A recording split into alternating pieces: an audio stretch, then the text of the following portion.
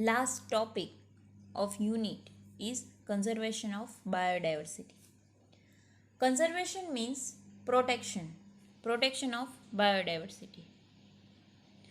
Why should we conserve biodiversity? There are many reasons. Some are obvious and other are not so obvious, but all are equally important.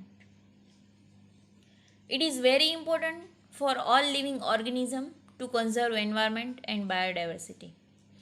Humans, we derive countless direct economic benefits from nature, like food, firewood, construction material, fiber, industrial products, and products for medicinal important. More than 25% of drugs currently sold in a market worldwide are derived from plants.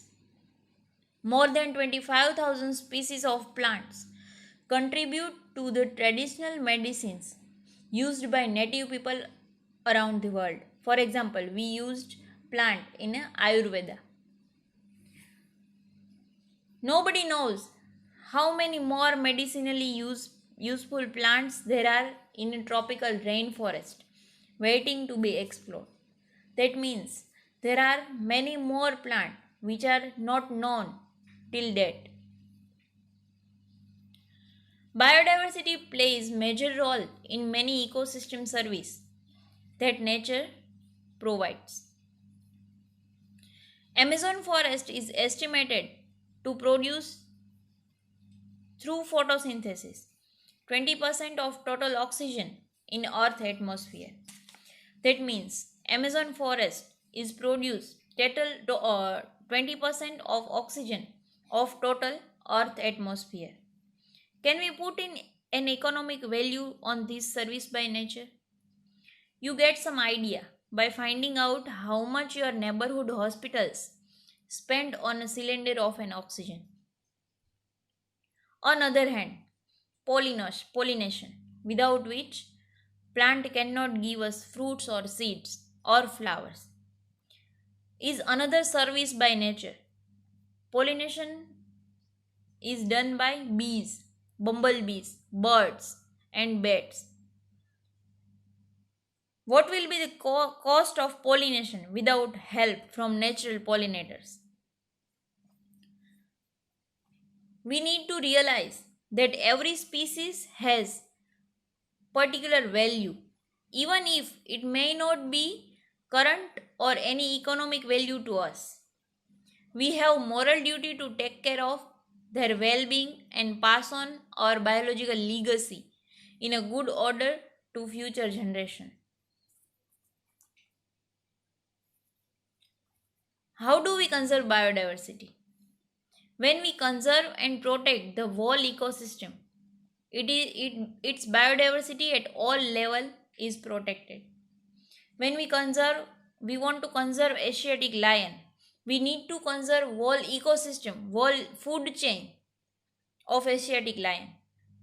Here is another example. We save entire forest to save the tiger. This approach is called in situ conservation. However, there are situations where animal or plant is endangered or threatened and needs an urgent measure to save it from extinction. Ex situ conservation is desirable approach. And threatened species or endangered species. These species having the risk of extinction. These species are conserved by two methods, in situ conservation and ex situ conservation. In situ conservation is conservation of an organism. It may be plant or it may be animal in their natural habitat. And ex situ conservation is conservation of particular organism in out of their natural habitat. There are two types of conservation, in situ conservation and ex situ conservation. In situ conservation means conservation of an species in its natural habitat. and the maintenance and recovery of viable population of species in their original space. For example, national parks and sanctuary. That is in situ conservation. It conserves any organism in that particular natural habitat. It help in maintenance and recovery of this population or species in their original space. On a global basis, for the conservation of this type of organism, they declared biodiversity hotspot. Hotspot means the area which having more endemic species. What is endemic species? Endemic species are species which is found in particular area. It may be plant or it may be animal. For example, Asiatic lion. Asiatic lion is found only in Gir region. That is endemic to Gir. Biodiversity hotspot region with very high level of species richness and high degree of endemism and not found anywhere else. Endemic species are not found anywhere else naturally. Initially, 25 biodiversity hotspots were identified, but subsequently 9 more have to be added to this list, bringing the total number of biodiversity hotspot in world is 34. 34 biodiversity hotspot is available in worldwide. This hotspot having more diversity and diversity of endemic species. What is endemic species in plant? For example, banana. There are 10 varieties of banana which is endemic to India. For example, Azadirachta indica, neem. It is endemic to India. These hotspots are region that is are also region in which habitat loss. Three of these hotspot: Western Ghat in India, Western Ghat is hotspot.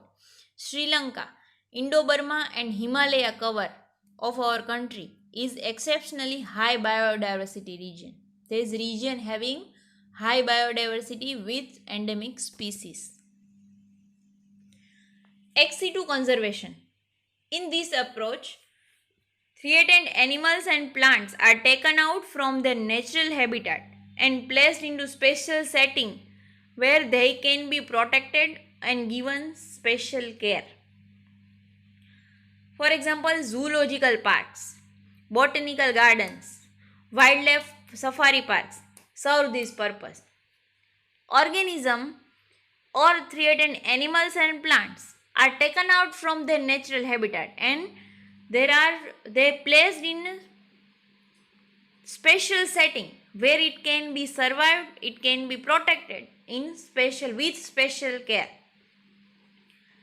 There are many animals that have become extinct in a wild but continue to be maintained in zoological park. There are many animals and many plants that are